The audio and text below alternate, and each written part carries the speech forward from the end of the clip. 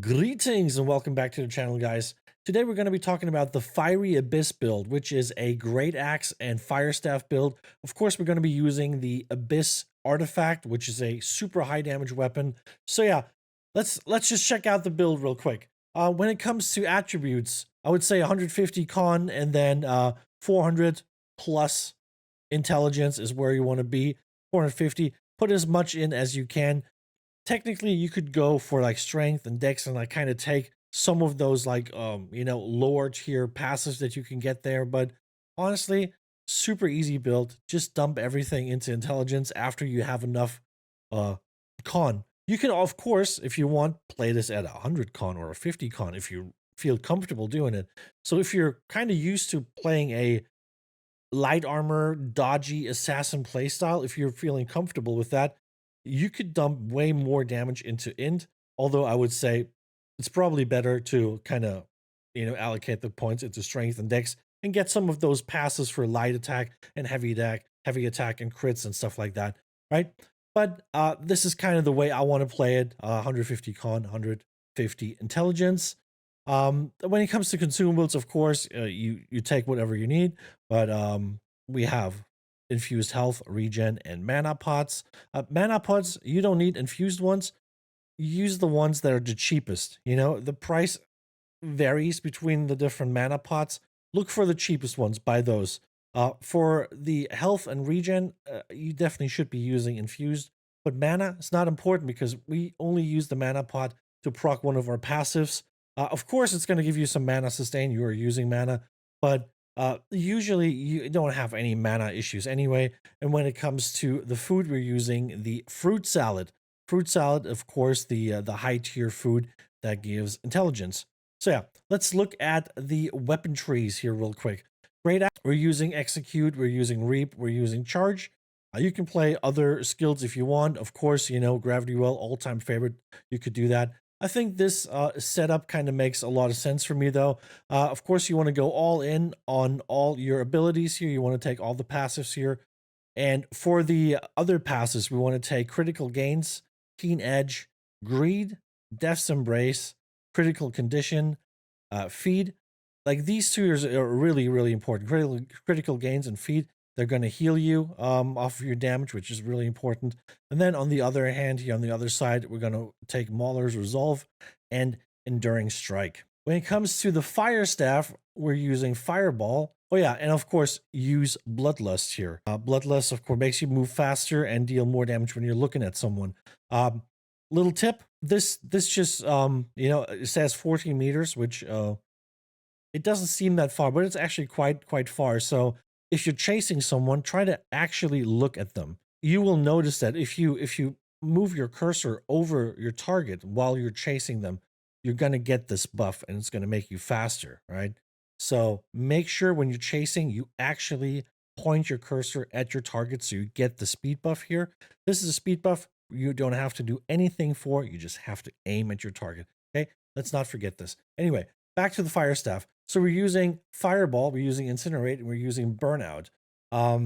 Fireball, nice little range burst damage. Incinerate is great when people jump at you because you get grit and it pushes people back and it actually deals quite a lot of damage. So when you know someone's jumping you, someone's on you, pop this. This is your skill that gets you out of sticky situations. It pushes people back, it gives you grit while you're doing it. And then you can kind of roll out of this and maybe hit the charge. I would recommend charge if you're trying to get out of a sticky situation because charge doesn't have a wind up time. If you're using burnout also has this like 1 second wind up time that can be interrupted. Wouldn't go for that. So if someone jumps you or multiple people jump you, you want to get out of this, you hit them with the incinerate, you swap, you go with the charge, and you just get the hell out of there, okay? But yeah, Fireball, Incinerate, Burnout, we take all the passives here, of course, and then over here on this side, we're using Spell Slinger and Flare, and we're using Singe, and on this side, we're using Pyromania, Let It Burn, Watch It Burn, Combat Speed, and then over here, Backdraft, okay? So what Backdraft basically does is, if after you dot people up, and they have 3 stacks of smolder. You can pop a heavy attack on them. It consumes the smolder stacks and does like a little extra damage to all targets within 2 meters. So that's some nice AoE damage. And then kind of flare does kind of the same or similar thing. Heavy attacks now trigger 1 meter splash on impact, but the damage is reduced. So normally the damage is 140% on a heavy attack. With this, it's only going to be 120%. But you're gonna, if you hit a nice stack of people, all people around the initial target in like 1 meter radius are gonna get hit too. And then of course, if you hit a target that has 3 smolder stacks, you're gonna get this explosion on top of that, which is 2 meter and does another 150%. So that's a really nice way of kind of like really doing a lot of damage to a tight stack of people, like in OPR when they're stacking up at the door. You just dot them up and then you just fling a heavy attack in there. Tons of damage. Okay, let's look at the gear. For the gear, I need to say, because I had a couple people mention this in the last build, this is not the gear that you have to have. Okay, this is just the kind of best in slot gear that I think would work well. You don't have to have everything the same. Use whatever you have. Use this as a template to kind of see what would be good for the build. You don't have to have this. It doesn't have to be 700. On the other build, I had 725. People say, oh, it's so hard to get 725. You, of course, do not have to use 725. You don't even have to have 700.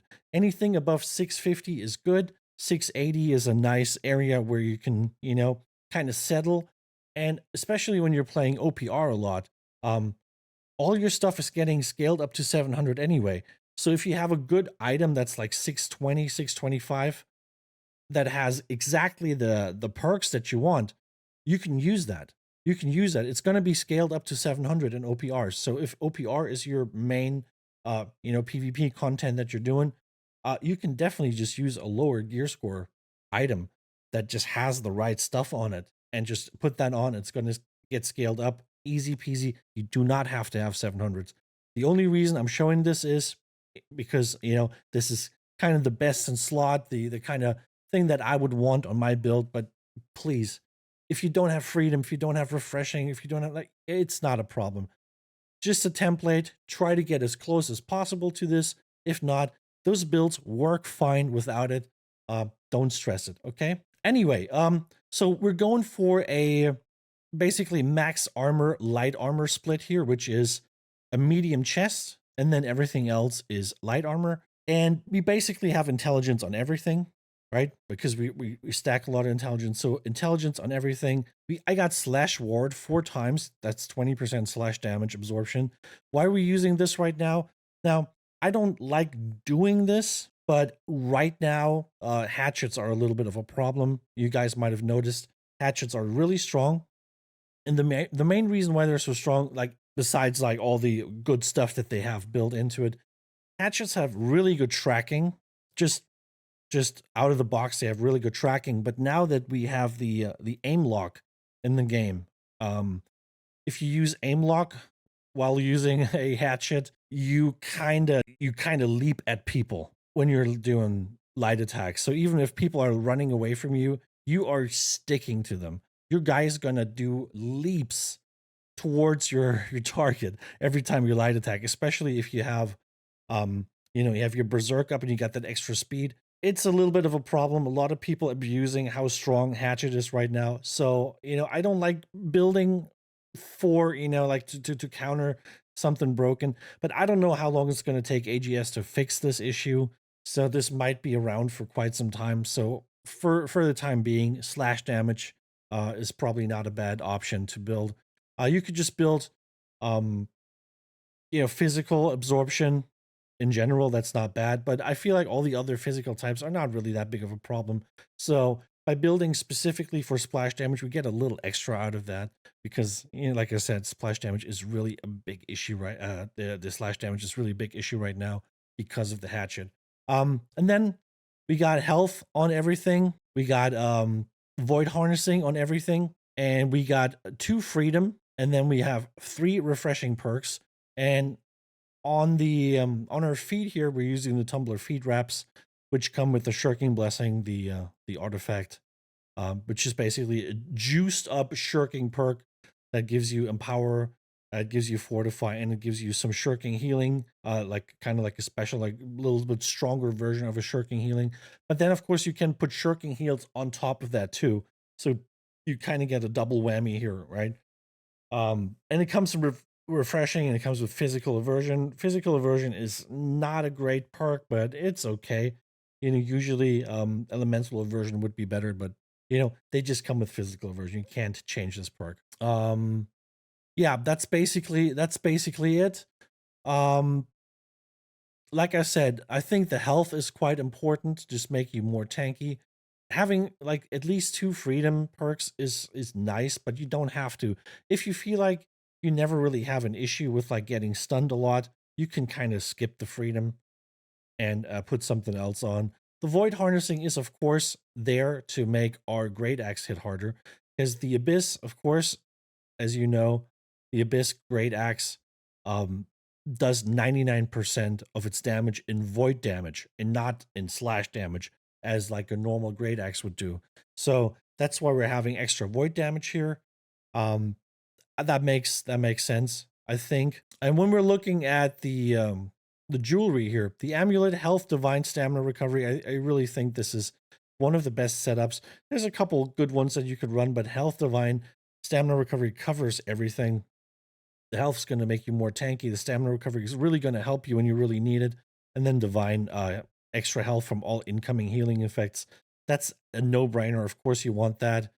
Um, on the ring, healing breeze, hardy void damage. Of course, more void damage, so our great axe hits even harder. Hardy, of course, kind of like the same thing here. Stamina recovery, hardy.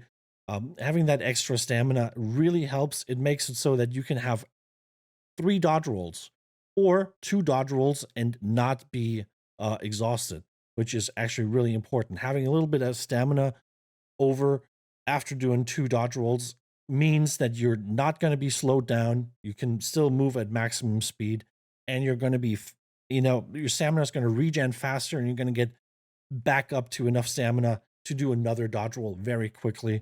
So I think this is super important for PvP. On the earring, healthy toast, healing heart, refreshing toast. You can kind of do whatever you want, but I really kind of like this. The healthy toast is super important. I think I would really recommend this. When you drink a mana potion, you gain 15% of your base health. That's why I'm saying we're using mana potions, but not for the mana sustain. And that's why I also would say don't necessarily buy the infused mana pots. Buy the ones that are the cheapest on the market. It changes. Sometimes it's the strong ones. Sometimes it's the powerful ones. Sometimes the infused ones are the cheapest. It just depends. So when you're buying mana potions, just check the market, see which one is the cheapest one, and then buy those. Because, like I said, we don't really need the mana potions for the mana sustain. We have enough mana sustain. That's perfectly fine. It's really just to proc this healing passive. And then healing heart, I use the heart rune a lot, depending on what heart rune we're going to use. On this build, we're going to use the stalwart heart rune of stone form, which is a great one for just survivability. Gives you the fortifying, gives you the mending, of course. But no matter which one you're using, it's nice to have this extra 10% health when you're using a heart rune. Especially if you're using a heart rune that has a healing effect. This is going to, of course, kind of compound and just give you better healing when you really, really need it. And then refreshing toast, kind of a no-brainer. You don't have to use this. This is just a good one to just get your consumables faster. That's basically it. Intelligence on all of them, fire ward, because fire damage is pretty much the only damage that you have to worry about in terms of elemental damage. All the other ones are not really a big issue. Of course, if you're playing against the same build that we're playing, an Abyss build, you kind of want to build against Void, but most people are not playing that. And in my opinion, it's those burn dots from Firestaff users that are really a problem. Of course, Firestaff users have a lot of burst too, but being fully dotted up by a Firestaff user and then having these dots tick on you is horrible. That can kill you easily. You might not have the the healing to really out heal the damage, especially when you're like low health and then you have all these burn dots ticking on you. So with this, we get 18% fire damage absorption. That's definitely going to help us here. And then, of course, the Abyss, this beautiful thing here, comes with Darkened Blade. 99% of the damage is converted to Void, and which makes it scale with Intelligence too. So you don't have to put this um, into Strength. Intelligence is nice. Intelligence gives you a lot of extra passes for elemental damage and dot damage, which is really going to help you with this build because it benefits both of your weapons. And that's very, very nice. And then, of course, Abyss here, deal 15% more damage when your mana is below 100%. So if you go in for a big slap, like if you want to execute someone, make sure you hit something first, you know? Don't just go in with the Great Axe, full mana. Just pop a fireball before that, swap, do the execute. Make sure you get this past to the 15% extra damage, go a long way, especially on a weapon that already deals a lot of damage. Any percentage based damage increase that you can put on is going to help you massively there. And this goes for Abyssal Attunement too. Attacks deal 14% weapon damage is void. Um, you know, it's kind of a weird one because it already does void, but you know, it adds a little extra void on top of that, which is great. I think it would be nice if this was like a different elemental damage, you know, like maybe nature damage or something. Um, then you could use this one ring that deals the elemental damage, right? Um, that would be interesting. But you know, void makes sense. It's just the whole theme of the weapon. Then it comes with refreshing move. Light heavy attacks reduce your active weapon cooldowns, and then you can put on whatever you want. I personally would recommend Mending Execute. Now, I don't have Mending Execute on mine yet. I will put it on, but I think it makes sense having this as like a almost like a utility skill. Of course, Execute is going to be great if someone's low health. You're going to be executing them for a lot of extra damage. So you definitely should use Execute on low health targets. But if you have Mending Execute, because it's always going to do a lot of damage, even on the max health target, you can easily do 4 or 5k damage without the Execute scaling. Uh, this is going to give you a nice heal, and it can hit multiple people at once too. So if people are really close together, you can hit multiple people with the Execute, which I think turns the Execute also kind of like into a utility heal. You know, if you really need it, because during the Execute you have Grit, which is a great thing. Where someone comes at you, you can kind of pull out the Execute to not get staggered by them. So you know, people jump on you, you pull this thing out, you're not going to get staggered, you're going to hit them for a lot of damage, and then you're going to also leech a lot of health from them. So I think Mending Execute really helps because you know, if you hit someone with full Execute damage, which can easily hit for 8k 9k sometimes, you can do the math here. It's going to be like a 5k heal, which is great. It's absolutely fantastic. But also, like I said, you know, like if you're like about to die and you're like, I got nothing left. You know, this is the only thing I can do. I can pull out my Execute, maybe do a lot of damage and get the juicy heal out of it. I think that's a really good thing to do. So I'm definitely going to put the Mending Execute on mine. And then we're looking at a Fire Staff here. What we're going for is Empowering Incinerate. So there's two things you want on your staff, or what two things that you want on this build: Empowering Incinerate and maybe Empowering Fireball. I don't think the Empowering Fireball is that important. And if you want to go for it, I would recommend putting that one on your armor, and putting the Incinerate on your weapon, because the Incinerate is going to make it a lot stronger.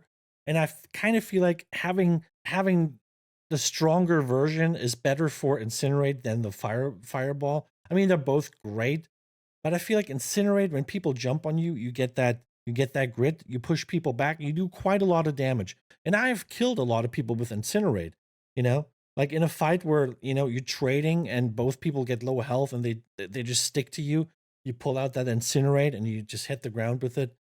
They get pushed back and take a lot of damage.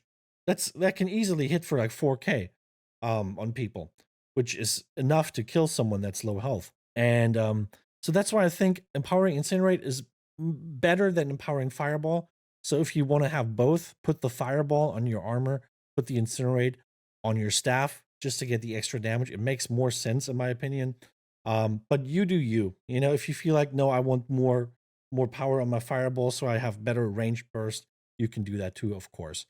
Light heavy attacks deal 5% extra damage with enchanted. That's a no-brainer. That's just free extra damage. Why not? And then keenly jagged for extra dot damage. You know, dots are strong and dots are good. And if someone starts panicking, runs away, and has keenly jagged on, and has like full burn stacks on, yeah, they're gonna die. They're gonna die. They're just gonna bleed out. They're gonna burn out. So I think that's super nice to have for those people that just try to run away with like low health. Let the dots finish them off. And if you're a stat patter in OPR, yeah, the keenly jagged's gonna help you get a couple extra points there, in case that's something you care about. I've done something here that might be a little controversial. I put an abyssal gem on, which converts 50% of the damage dealt to void. So we're basically switching 50% of the damage to void. The reason we're doing this is you don't have to do this. Another great one would be an opal, which gives you 12% extra damage when you're dodge rolling, or when your stamina is not full, which is very easy to control. The reason we went for this one is a lot of people build against fire damage, as you guys saw. I've done that too here, right? We put some fire damage gems in there. And because a lot of people build against fire damage, that means your fire damage attacks are going to hit less hard. So by splitting this up into fire and void, our void portion of the damage is not going to get reduced, but because a lot of people don't build against void. That just makes sense, I think, right? So you don't have to do this. Like I said, if you don't want to do this, opal is great for that. But yeah, that's basically it. And then, as I said, we're using the stalwart heartrune of Stoneform, which gives you a fortify and gives you some healing when you pop it. And yeah, that's pretty much the build. I hope you guys give it a shot. It's actually super easy to build. You can just throw on some half decent intelligence gear and just try it out and see if you like it. And if you do like the play style, invest a little bit more time into getting the right pieces.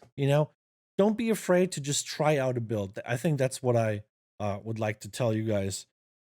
Don't look at a build and think, I need exactly those pieces. You don't. Okay?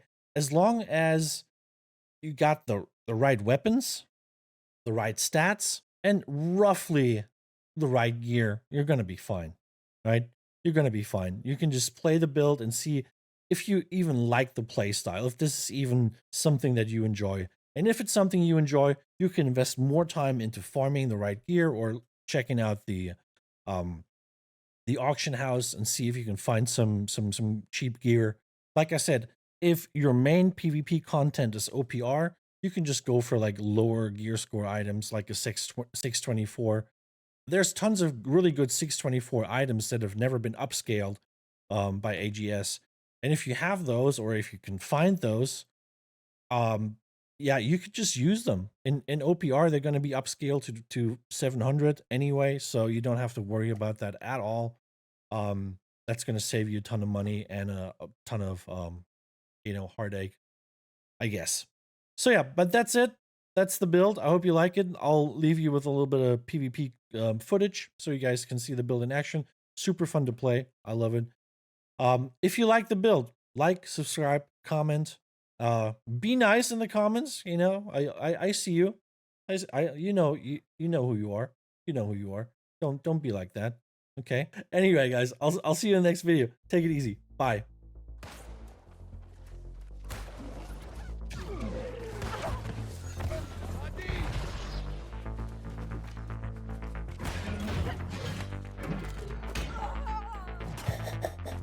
Clapped.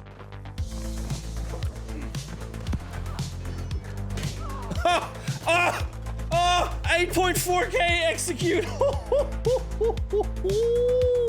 Oh baby, fireball into execute, man. Just takes him out like that?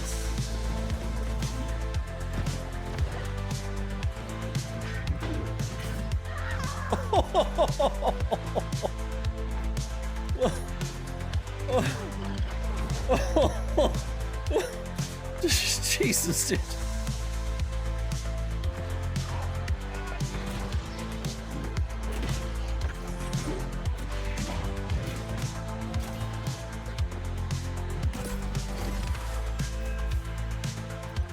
Easy.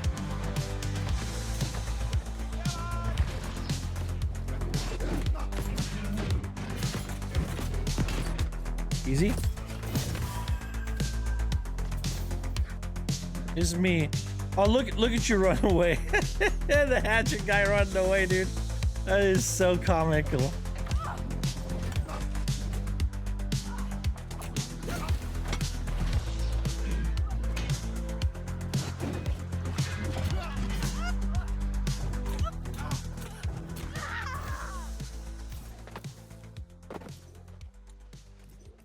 I don't know if it's my ping. It might be my ping.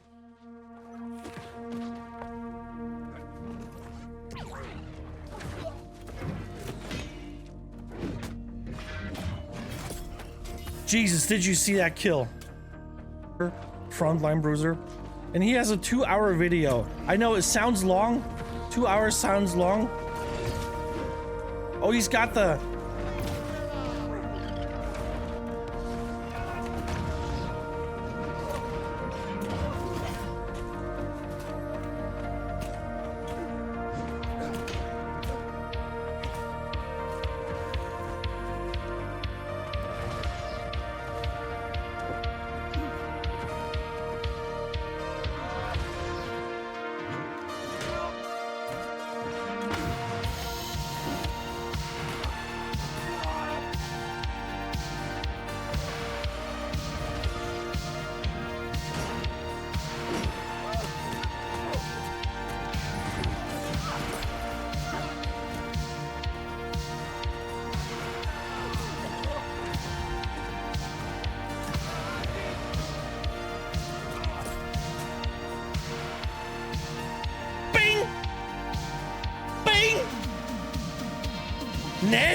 Ned Ryerson? Bing! Them get away scot-free because that's kind of the whole idea behind this.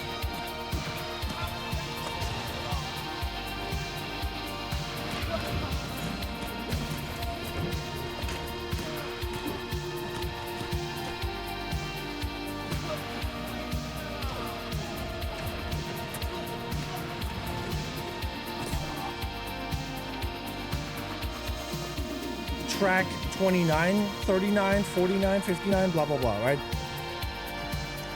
Starts at 29 and then it has like a...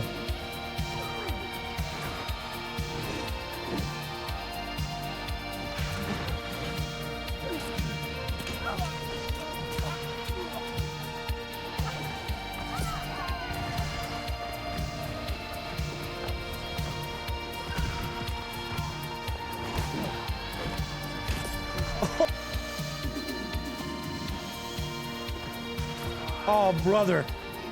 Brother, he should have healed. Oh, clap him.